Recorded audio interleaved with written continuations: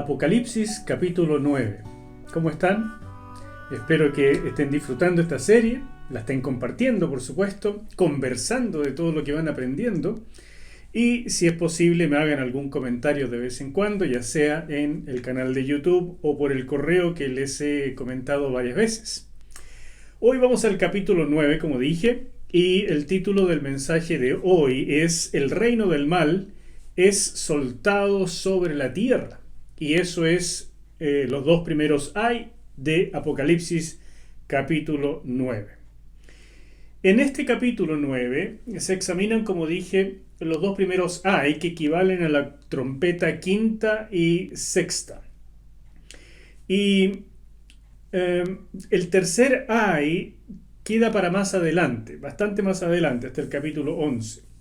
Algunos piensan que el primer ay es equivalente a la caída de Satanás, que se menciona en el capítulo 12. En el versículo 12 dice: ay de los moradores de la tierra y del mar, porque el diablo ha descendido a vosotros con gran ira, sabiendo que tiene poco tiempo. La Reina Valera 60, estoy citando ahí.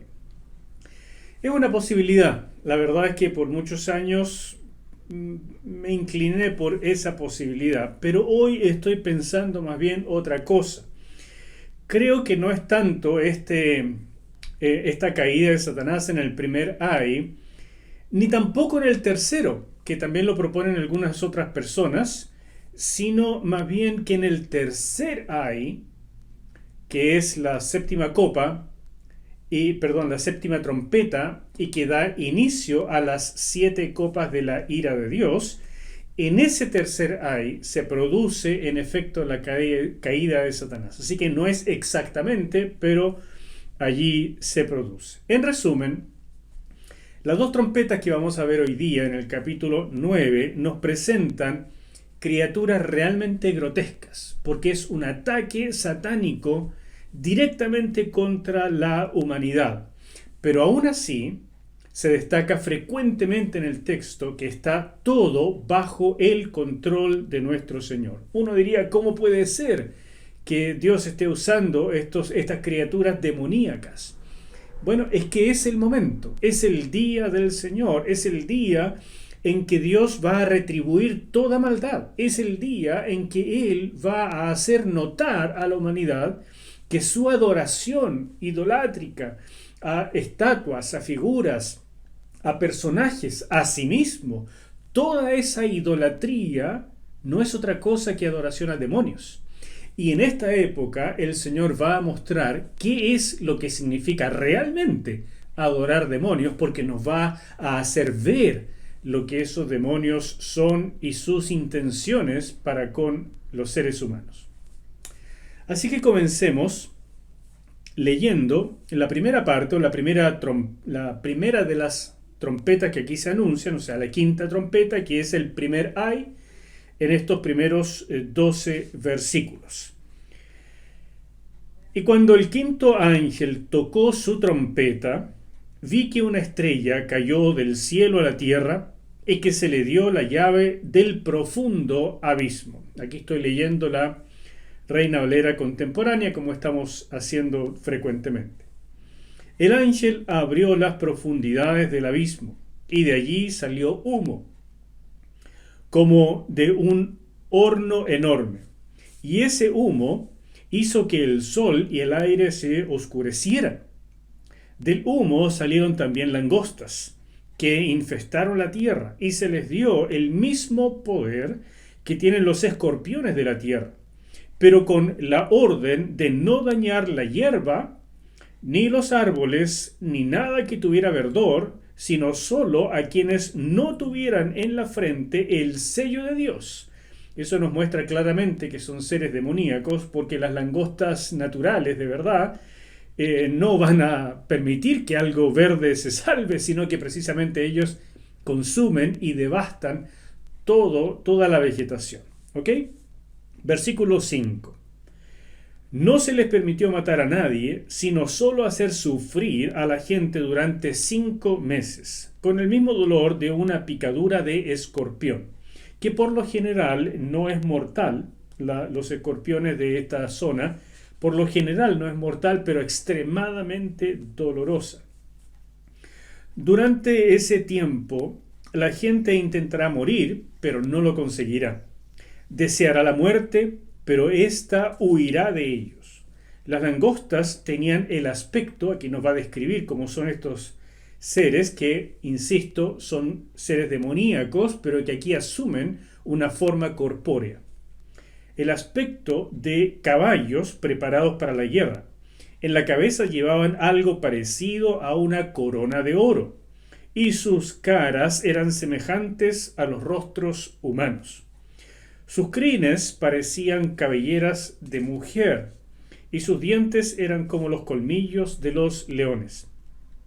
Su caparazón parecía una coraza de hierro, y con sus alas producían un estruendo semejante al de muchos carros y caballos que corren a la batalla. O sea, Juan está usando la imaginería de su época, de lo que él conocía de ejércitos y aquí de caballería y de los carros herrados.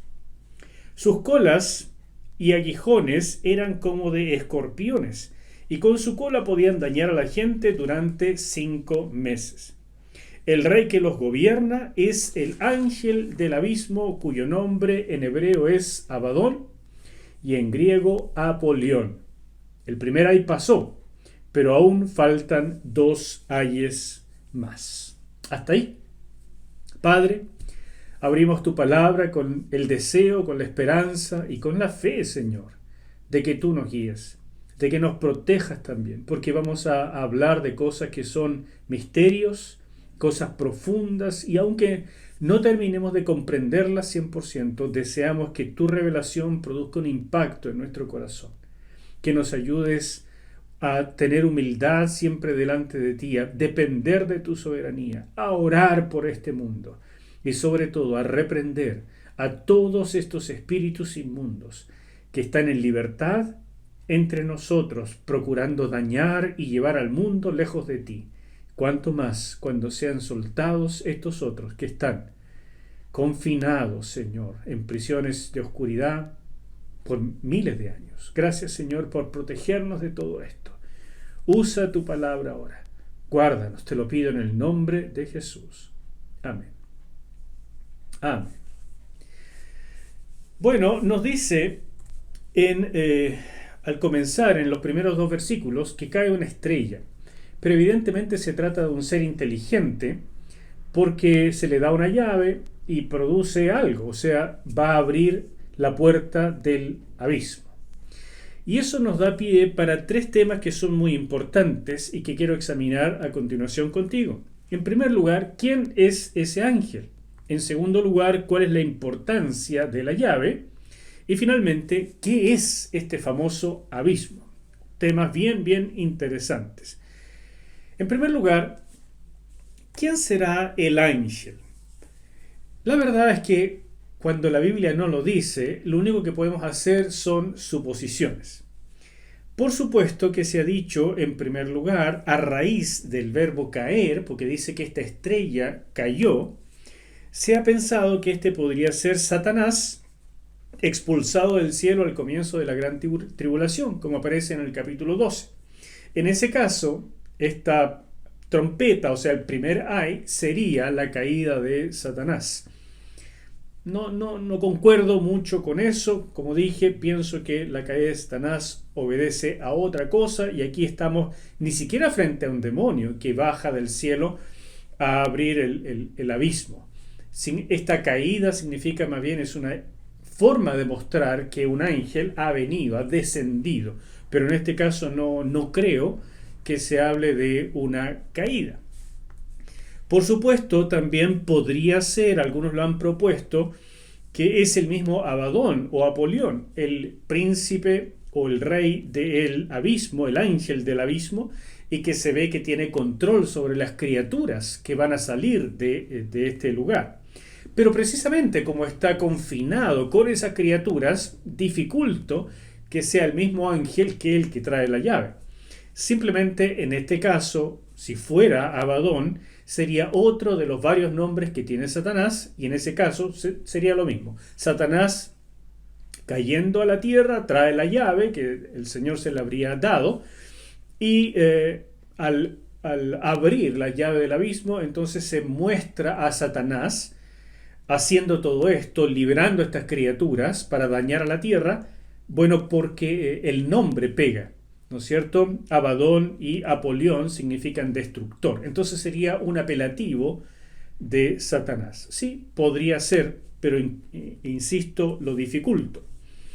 Otra propuesta es que se trate del arcángel Uriel, que según la literatura judía es el guardián del abismo y del Tártaros, que el abismo y el Tártaros en la literatura judía es lo mismo. Bueno, si la literatura judía fuera inspirada por Dios, entonces probablemente esta sería la respuesta correcta. Pero no tenemos nada de eso claro. A decir verdad, Uriel ni siquiera sabemos si existe un arcángel de nombre Uriel, es simplemente que Primera de Enoc menciona eso, pero no tenemos, como dije, ninguna seguridad. Por lo tanto, yo no voy a hacer doctrina de un libro pseudoepígrafo. ¿Bien? Y la última opción, que es la que yo pienso que es la mejor, es que se trata del mismo ángel que en el capítulo 20, versículo 1, desciende con la llave del abismo y con una cadena para apresar al diablo, al dragón antiguo, ¿no es cierto?, para apresarlo y confinarlo en el abismo por 1000 años. Como dice Apocalipsis 21, vi entonces que un ángel descendía del cielo, llevaba en su mano la llave del abismo y una gran cadena. Bueno, con eso no digo exactamente quién es el ángel, pero insisto, creo que se trata del mismo personaje, tanto aquí en el capítulo 9 como en el capítulo 20. Algunos han propuesto que esto es el ángel Miguel, el arcángel Miguel, porque es el que se ve batallando con el diablo en otras partes de la escritura. Así que podría ser, no puedo dar una respuesta súper concreta, pero estas son las posibilidades y yo me inclino por este ángel final. En resumen, claro, existe la posibilidad de que sea Satanás y que abre este lugar infernal para sacar una cantidad de demonios importante para tratar de destruir al ser humano. Y en ese caso me inclinaría porque es Abadón. Pero, insisto, como no tenemos ninguna certeza acerca de eso, ni tampoco creo que ya se haya producido la expulsión de Satanás del cielo, sino que estamos en un proceso, y pienso además que Abadón es otra criatura demoníaca, infernal, por supuesto, ángel caído, pero que es diferente del diablo. Así que, insisto, creo que estamos hablando de un ángel, un mensajero de Dios, que es el mismo que después va a atar a Satanás, pero que aquí es enviado por el Señor para abrir las puertas de este lugar terrible y permitir que salgan estas criaturas que van a atormentar a la humanidad.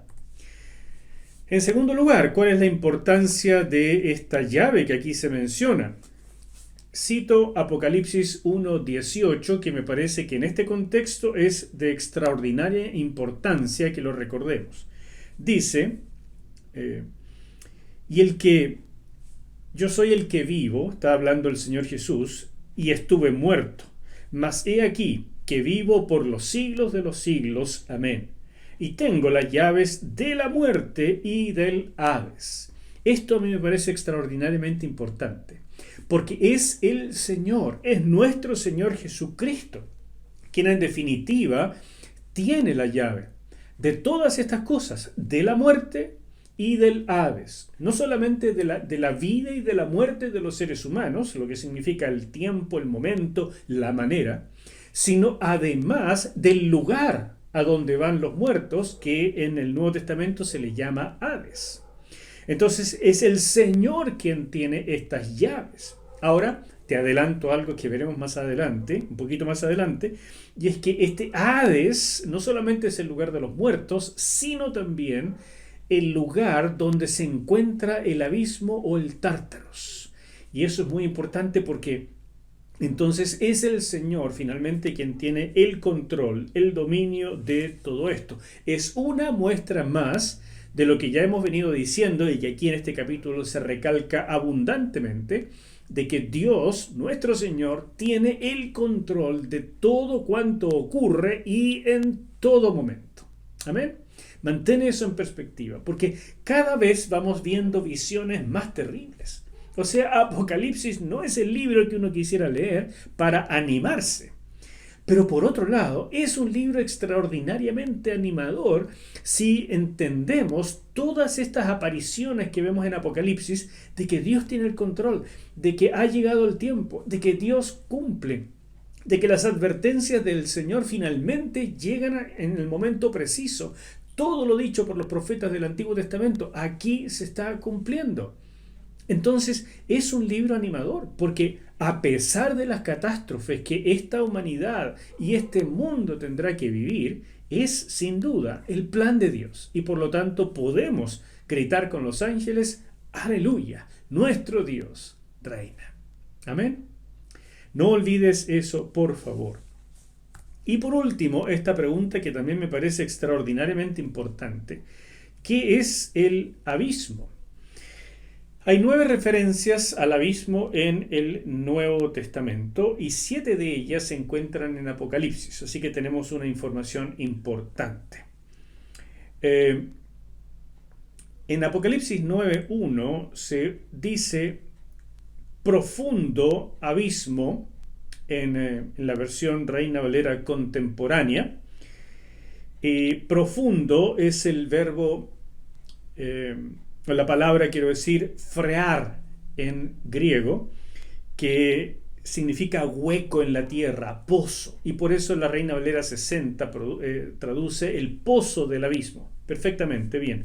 Y esta otra versión prefirió profundo abismo, que le da una connotación un poco más precisa al hecho de que es como un hoyo sin fondo. Por otra parte, la palabra abismo es la palabra griega abusos, que significa sin fondo. Y por eso una buena traducción puede ser algo así como un pozo sin fondo. Algo por el estilo. Pues bien, en la Biblia encontramos 5 referencias al abismo como lugares específicos, ¿ya?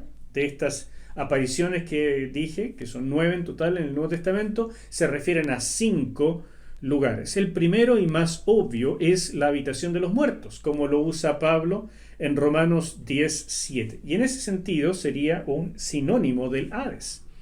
Como ves en Lucas 16, por ejemplo, Jesús narró una parábola allí, o una historia, donde el rico va a este lugar de tormento que se llama Hades, mientras Lázaro va al seno de Abraham, y se ve que están cerca pero separados esos dos lugares. Bueno, Hades es ese lugar que aquí, en este caso, en Romanos 10:7, Pablo lo llamó abismo. Por otra parte, es una terrible prisión de demonios. En Lucas, capítulo 8, versículo 31, el capítulo 8 en general, cuando el Señor Jesús tiene este encuentro con el endemoniado de Gadara, o el endemoniado gadareno, y él expulsa a esta legión de demonios, estos demonios nos dan un dato re interesante. Le suplican a Jesús que no los envíe al abismo. Es decir, ellos saben, estos demonios que estaban sueltos y atormentando a este personaje, al endemoniado de Gadara, ellos saben que existe el abismo y saben que es una prisión terrible de la cual no se puede salir a menos que Dios con la llave, ¿verdad?, le permita salir, pero no se puede salir y que están encerrados demonios por siglos y siglos y siglos. Y ellos tienen terror de llegar a ese lugar. Interesantísimo dato. Así es que sabemos que existe esa prisión y de hecho ahora estamos viendo que sí habitan criaturas infernales ahí y que cuando se les abre la puerta salen y tienen una apariencia, ¿para qué les cuento? En tercer lugar, en Apocalipsis se dice que este lugar, el abismo, será la prisión de Satanás durante 1000 años, en el milenio. En el Apocalipsis 20 se le va a encarcelar en ese lugar a Satanás. Por otro lado, en cuarto lugar, también se nos da el dato de que es el sitio de donde procede la bestia. Imagínate, el anticristo, el espíritu, digamos, que va a venir a influir en este hombre, en este personaje, y que ha estado influyendo ya a través de los siglos, pero específicamente el espíritu que estará en el personaje de personajes, que todos los demás en la historia han sido simplemente figuras de él, el verdadero, el super anticristo, ese espíritu saldrá de este lugar, del abismo. Y finalmente, es por supuesto, ya lo vimos acá, el reino de una criatura espantosa que es Abadón, el príncipe, el ángel del abismo y el rey de las criaturas que vamos a ver a continuación. Otra cosa muy interesante es que la Biblia sí nos dice que existen estos ángeles confinados, no solamente en Apocalipsis 9. Mira lo que dice 2 de Pedro, capítulo 2, versículo 4. Y uso la Reina Valera 60. Porque si Dios no perdonó a los ángeles que pecaron, sino que arrojándolos al infierno, y ahí eso es una mala traducción, porque la palabra infierno en realidad en el original es tártaros. Tártaros, en la mitología de aquella época en que estaba escribiendo Juan, y hay que entender que la mitología no es que Juan la creyera, pero se vuelve vocabulario. Entonces, cuando las personas hablaban de tártaros, todos entendían básicamente lo mismo, que es el abismo más profundo del Hades. Es un lugar en el Hades, pero extremadamente más abajo, mucho más profundo. Son prisiones de oscuridad. ¿Me sigues? Eso es muy importante. Entonces dice, arrojándolos al tártaros, los entregó a prisiones de oscuridad para ser reservados al juicio. En la literatura judía, tártaros y abismo es lo mismo.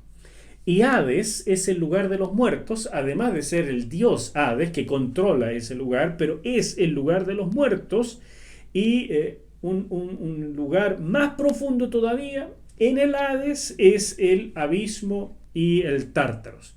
Y en la mitología griega, el tártaros era el lugar donde estaban confinados los titanes. Bueno, no vamos a mezclar todo esto, no se trata de que creamos todo, simplemente estoy diciendo que estas ideas tan antiguas producen vocabulario, en primer lugar. Así como hoy hablamos de cielo, infierno, ¿verdad? Y esto produce un vocabulario, purgatorio. Son palabras no definidas necesariamente, no es que tengamos cada uno una definición exacta, pero las usamos como parte de nuestro vocabulario normal en español, y tienen un significado. Entonces nos ponemos de acuerdo y básicamente se pueden usar. Pero aquí estamos frente a algo mucho más preciso. Y los autores del Nuevo Testamento usaron estas expresiones sabiendo que sus lectores entenderían algo. ¿Qué entenderían? En primer lugar, los términos de la mitología. Pero ellos fueron dándole ahora una connotación bíblica o cristiana, mostrando que no son titanes de la mitología griega los que están encerrados ahí, sino criaturas demoníacas, pero que sí hay criaturas encerrados y sí hay un príncipe que los gobierna, un rey que es Abadón. Entonces no es el dios Hades, el hermano de Zeus, hijo de Cronos, ¿no es cierto? No es él, como creían los griegos, sino otra cosa muy diferente, mucho más antigua, desde la creación misma, y que está en rebelión contra Dios por caídas de tiempos inmemoriales que no nos es dado saber, pero que ahí están. Entonces todas estas cosas deformadas a través del tiempo produjeron las diferentes mitologías, y hay muchos mitos a través de las diferentes religiones humanas que hablan de encarcelamiento de espíritus terribles. Tú puedes ver, por ejemplo, incluso en El Señor de los Anillos, varias de estas cosas de espíritus terribles, encarcelados en lugares profundos y que salen, ¿no es cierto?, en determinados momentos por determinadas causas durante la película. Y todo eso es mitología celta en general. Pero la mitología griega y la babilónica, todo eso tiene resabios de algo mucho más antiguo que es la verdad. Y esa verdad que ha sido deformada en diferentes lugares del mundo es la que aquí nos está ahora plasmando Juan diciendo existe un lugar llamado Hades, donde están los muertos. Pero no solo eso, sino que más profundo todavía, en prisiones de oscuridad, hay un lugar llamado Tártaros o abismo. Y en ese lugar están confinados espíritus terribles. Y su rey es otro espíritu más terrible todavía, que se llama Abadón o Apolión. ¿Me sigues? Judas también nos da un dato similar.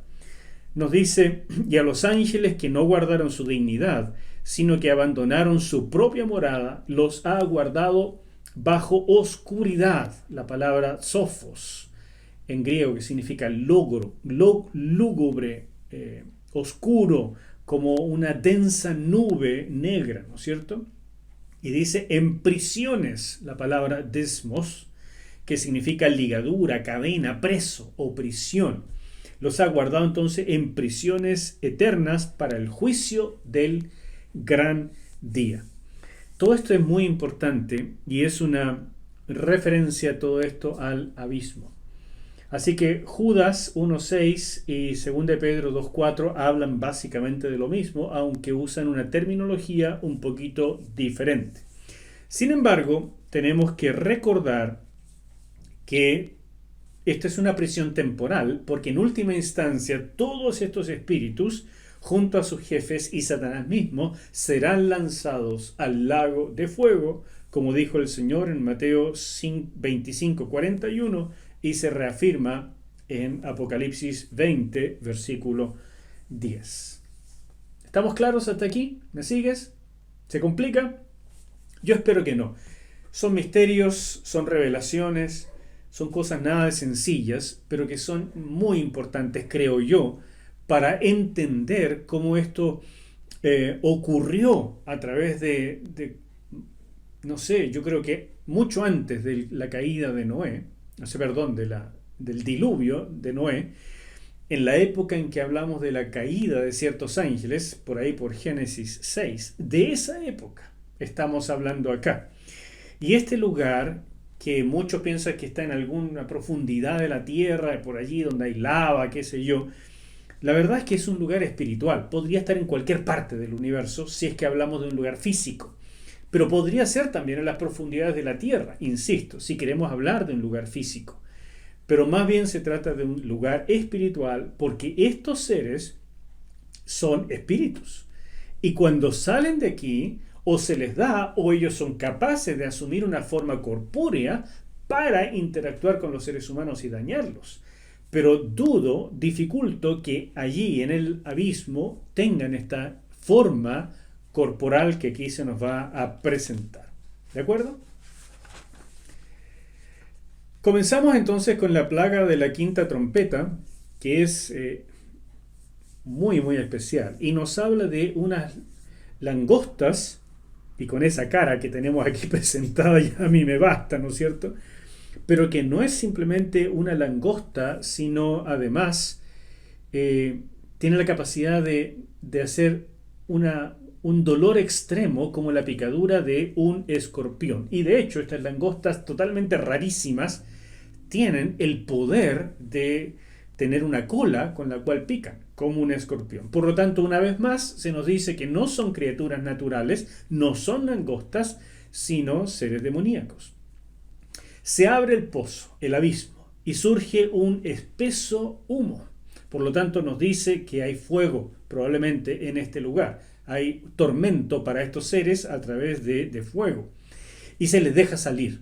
Pero primero sale este humo que oscurece la región por donde van saliendo. Y también esto es una ilustración, porque la oscuridad está sobre la tierra. Ya la vimos en las trompetas anteriores. El sol es golpeado, las estrellas, la luna.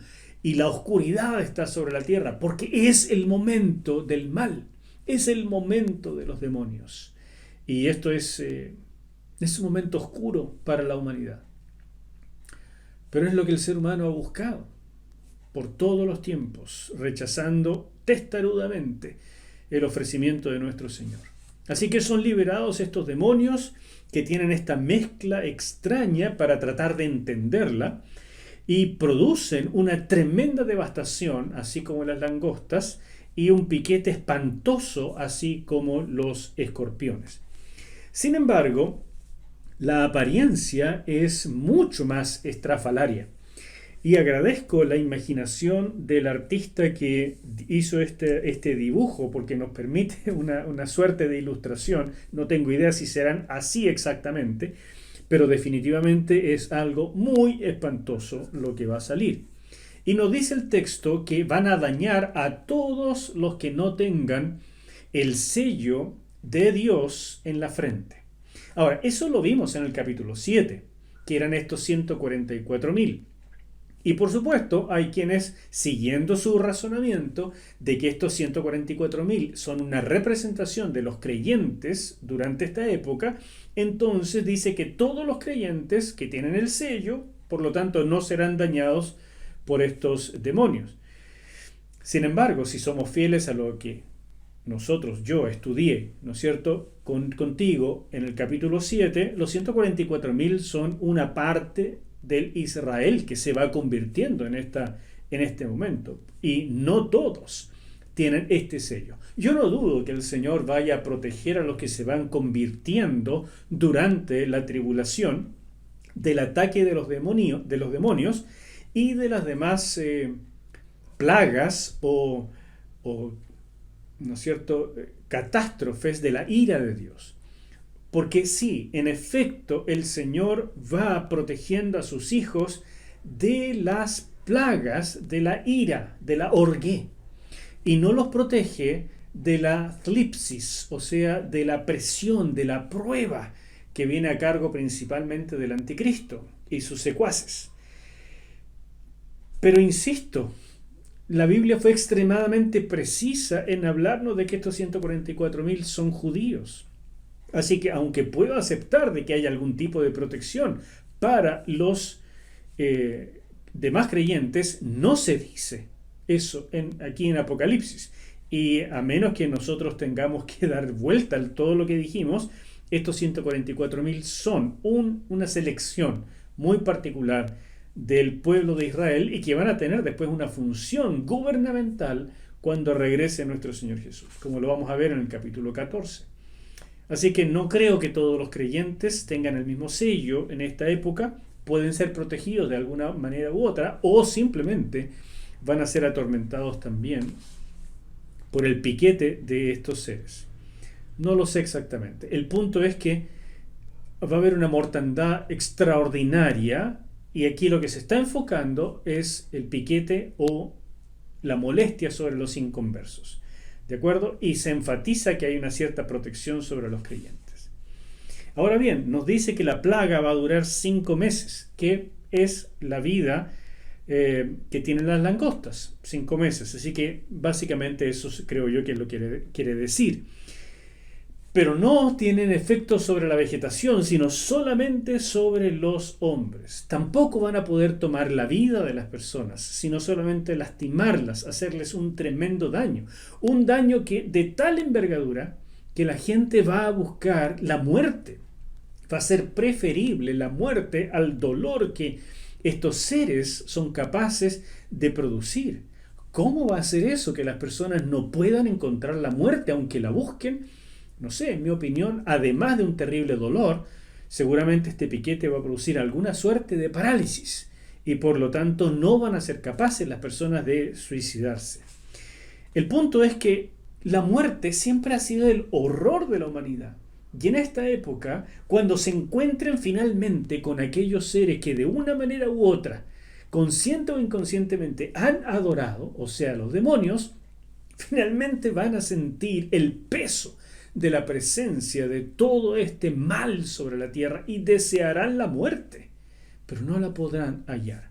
Y es tan diferente a lo que Pablo dice, por ejemplo, en Filipenses capítulo 1, versículo 23, cuando él dice que él prefiere partir y estar con Cristo, porque para un cristiano la muerte es un premio. Para un cristiano la muerte es una transición a la siguiente y mejor vida. Es realmente una promoción. Pero para un inconverso, mis queridos, la muerte, y especialmente acá, salir del dolor de los aguijones para caer al lago de fuego, o sea, los inconversos tienen que reaccionar. Y si algo nos dice todo esto es que necesitamos doblar esfuerzos de oración y de compartir el Evangelio. Porque estas personas están de tal manera endurecidas en esta época que no van a ser capaces de escapar. Lo único que serán capaces de hacer es buscar la muerte y ni eso podrán lograr. Por otra parte, tanto los 5 meses como el hecho de que les dice que no pueden dañar a la vegetación y también de que no pueden matar a la gente sino solamente hacerla sufrir, habla 100% del control de nuestro Dios. Un tema que en Apocalipsis es reiterado en muchas oportunidades diciendo que Dios es el Todopoderoso.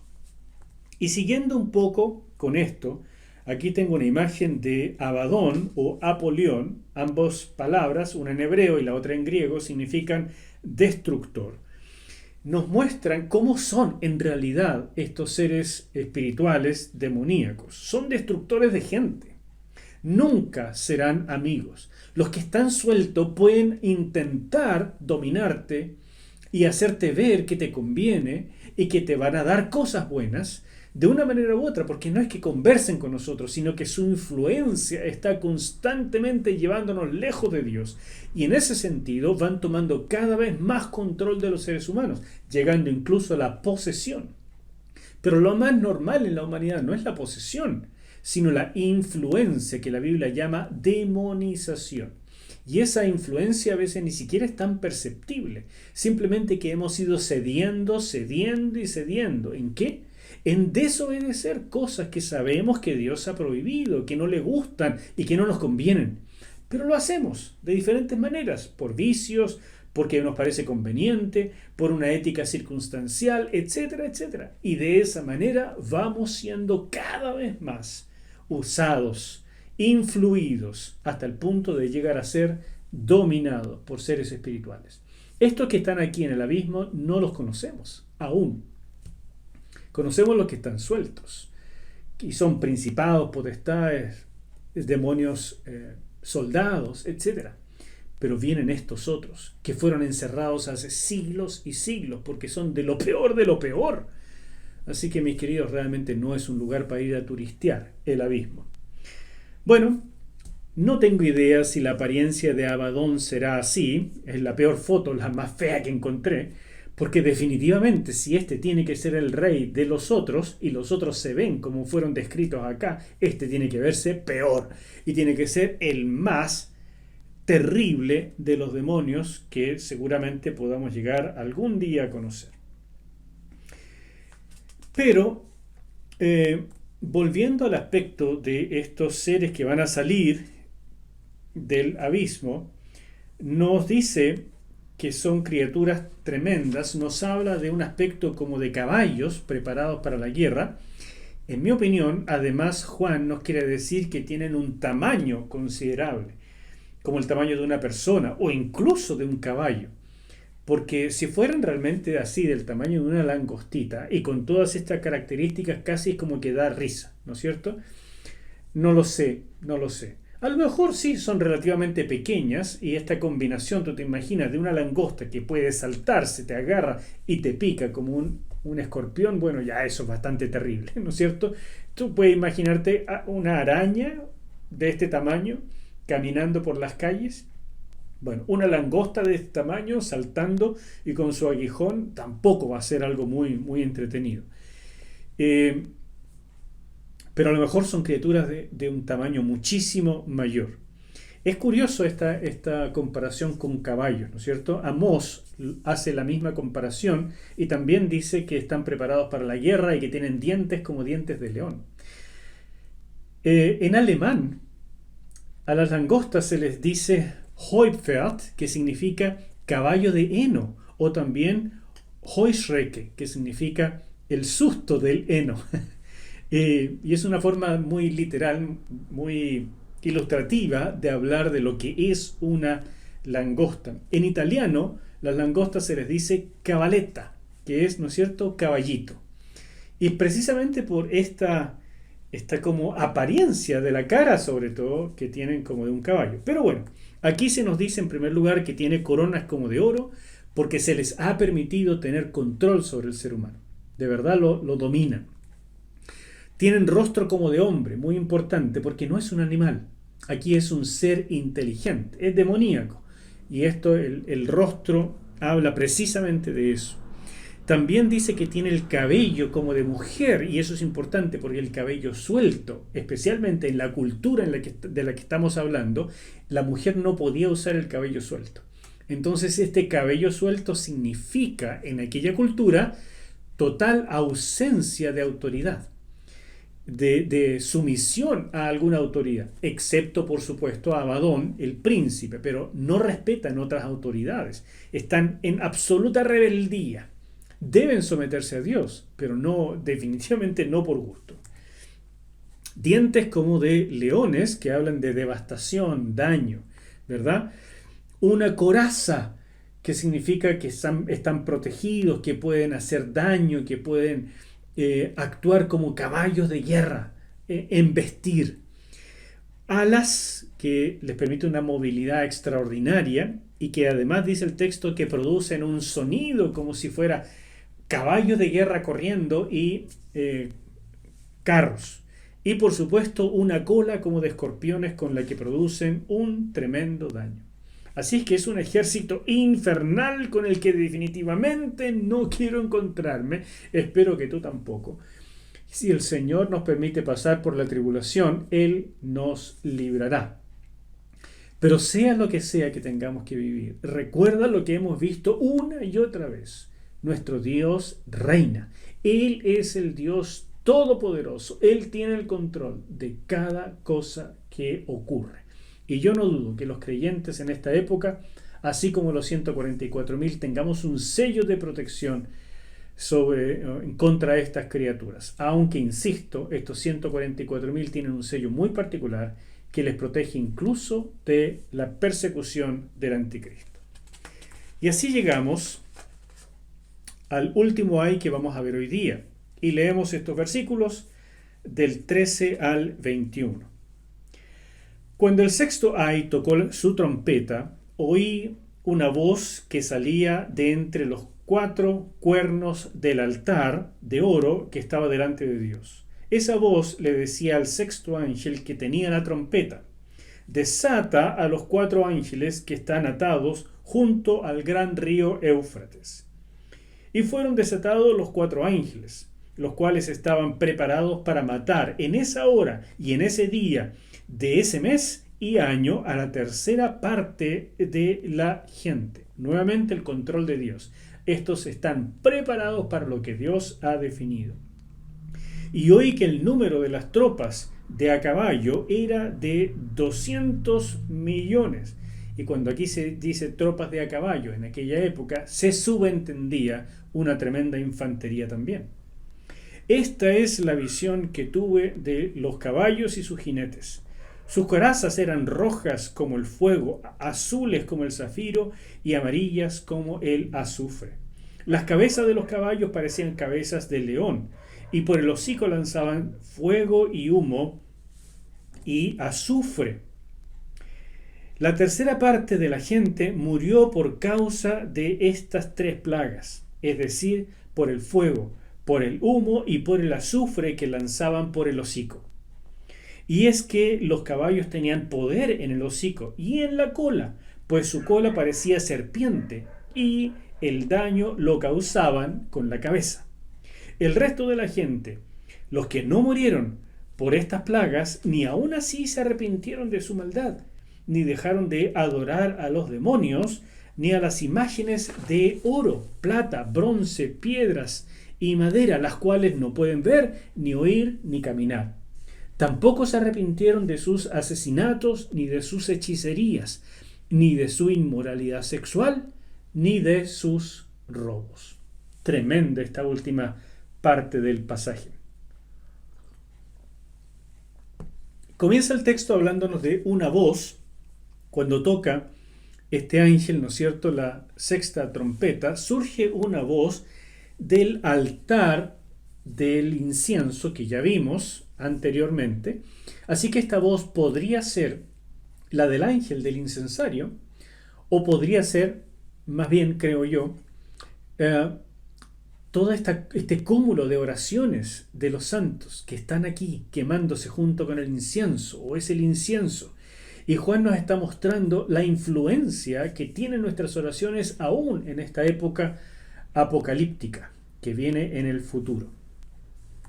Los 4 ángeles, no sabemos quiénes son tampoco, no son definitivamente los mismos que aparecen en el capítulo 7, versículo 1, porque esos están deteniendo a los vientos para no hacer daño, mientras que estos tienen un aspecto mucho más demoníaco, porque ellos van a dirigir a un ejército espantosísimo, tan malo como el anterior. Y como dije, parecen 4 ángeles malignos que están atados en esta zona. Y esta zona del río Éufrates es muy importante en aquella época, porque tiene que ver con las invasiones que vienen del oriente, ¿no es cierto?, de por acá. Cruzar esta frontera, el Éufrates, significaba llegar a Palestina. Es la manera en que la gente de la antigüedad entendía cómo venían los ejércitos de Mesopotamia, sobre todo, o sea, de Asiria y de Babilonia, y después de Medo-Persa, que gobernó todo esto. Venían de aquí, de esta zona. También, en el capítulo 16, vamos a ver que de esa zona del oriente vienen los príncipes que producirán la gran batalla de Armagedón. Así que esta frontera natural es muy importante. También era la frontera oriental del Imperio Romano. Por lo tanto, los lectores de Apocalipsis en la época de Juan y hasta nuestra época, todos entendemos que esta es una frontera natural para invasiones que vienen del oriente o nororiente. Y nos habla de cosas que vienen, por supuesto, en el futuro y hay que mantener en perspectiva. Desatar a estos ángeles nos indica que son seres demoníacos, porque los ángeles buenos no están atados. Y al ser soltados, ellos van a ser los que dirigen la gran matanza que viene a continuación. Como dije entonces, nuevamente se destaca la soberanía de Dios, porque ellos están aquí atados y preparados para un momento específico. Están confinados a este lugar. Y como vimos la vez pasada, mientras los sellos nos hablaron de 1/4 de la población del mundo que es afectada, cuando toque esta última trompeta, 1/3 de la población del mundo fallecerá por este ejército terrible. Y entonces ya estamos hablando de la mitad de la población del mundo. Nunca antes, desde Noé, se ha producido una catástrofe tan sustancial y mortandad, una reducción tan brutal de la población de la humanidad. Todos los que hoy están hablando de que es necesario reducir la población, claro que van a estar contentos en esta época, porque muchísimos morirán, pero el desastre es sobre el mundo. Y los que hablan de reducir la población, por supuesto, piensan que otros son los que tienen que morir, no ellos. Ahora, en este minuto, definitivamente serán ellos los que serán el blanco de estos ejércitos terribles. La plaga, específicamente de esta sexta trompeta, dice que son 200 millones de jinetes. La verdad es que el texto dice en el original 2 miríadas de miríadas. Una miríada son 10.000. Entonces son 2 por 10.000 por 10.000. Eso da exactamente 2 millones. Así que el texto traduce bien. Pero el punto es que el texto, las traducciones hicieron la matemática, la aritmética. Y nos dan el resultado 200 millones. Pero en mi opinión, lo que Juan está tratando de mostrar no es tanto 200 millones exacto, sino que en esa época 2 miríadas de miríadas es una cifra incontable, que en realidad podría pasar un inventario para un ejército de 2 millones. Como un dato interesante, en la revista Time, en el 21, el mayo 21, quiero decir, del año 1965, o sea, hace muchísimo tiempo, se publicó que China ya contaba con un ejército de 200 millones de efectivos. Así que si alguien piensa que no es posible tener un ejército de 200 millones, bueno, hace mucho tiempo que China ya lo tiene. Sin embargo, estos no son ejércitos humanos y por favor hay que mantener eso en perspectiva. Juan está viendo algo aquí tratando de traducirlo en términos de lo que él conoce. Lo más poderoso en su época era la caballería y por tanto pone caballos, pero son caballos infernales. Entonces los describe lo mejor que puede. Tienen colas como de serpiente, cabezas de león, tiran fuego, son tipo dragones, es una cosa rarísima. Y además los jinetes probablemente son los seres demoníacos y los caballos prefiguran algún tipo de arma. Claramente no falta quien dice que está refiriéndose a tanques modernos. Dudo que se refiera a eso.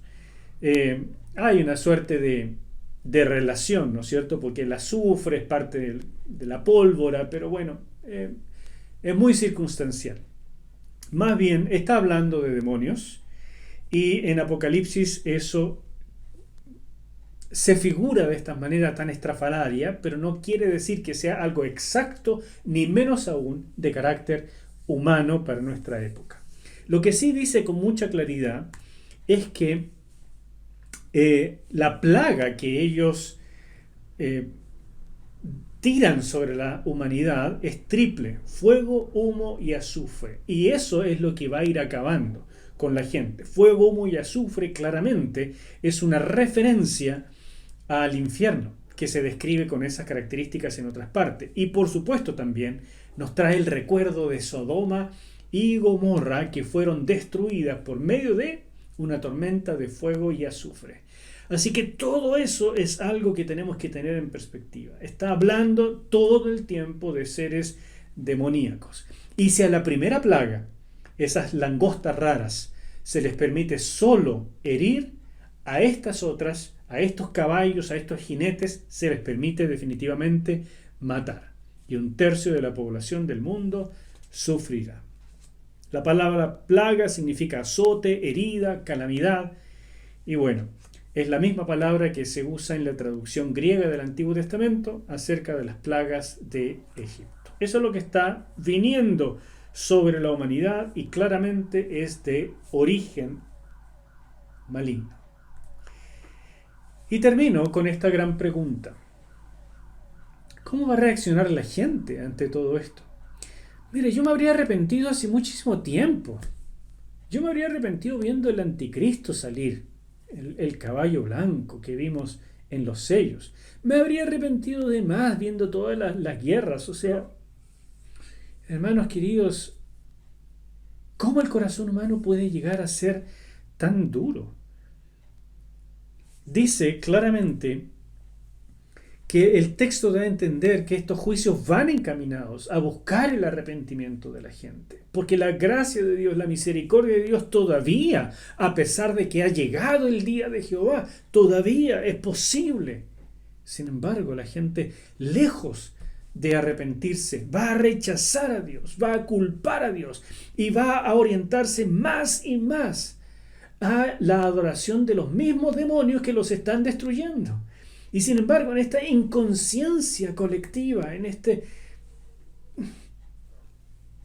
deschavetamiento mundial, el ser humano va a seguir en el mismo camino que le ha llevado a la perdición. No se van a arrepentir, lejos de eso, van a blasfemar contra nuestro Dios, nuestro buen Señor. Que el Señor nos libre de ver esto siquiera, pero que el Señor nos use para llamar a las personas, porque todavía por la la influencia del Espíritu Santo y de ángeles ministradores, el duro corazón humano puede quebrantarse por las circunstancias, por lo que sea. Aprovechemos una oportunidad, una más. Porque cuando llegue este terrible momento, parece que el corazón humano va a estar sellado para el fin. Algunos van a convertirse, gracias a Dios, y van a ser martirizados, la mayoría. Pero la gran parte del mundo va a estar totalmente lejos de Dios, en enemistad con Él.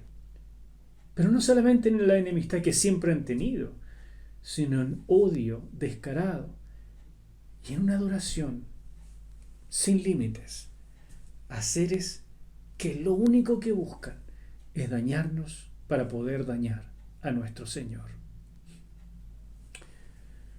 Padre, danos sabiduría, danos misericordia por este mundo y ayúdanos también a combatir el mal. Te lo pido en el nombre de Jesús. Amén. Amén. Dios te bendiga. Nos vemos la próxima.